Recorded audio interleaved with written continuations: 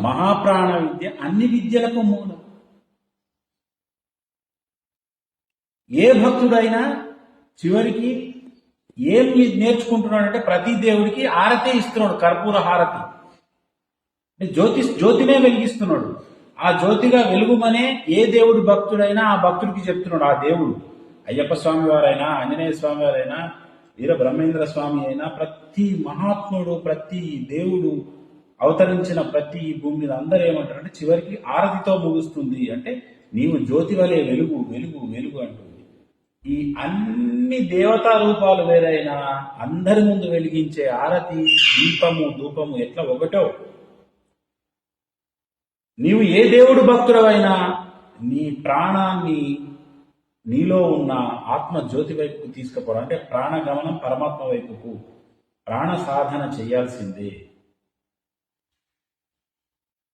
నీలో ఉన్న ఆ ప్రాణశక్తిని పరమాత్మ శక్తితో ఏకం చేస్తూ నీవు ఆ దివ్య శక్తులను పొందాల్సిందే.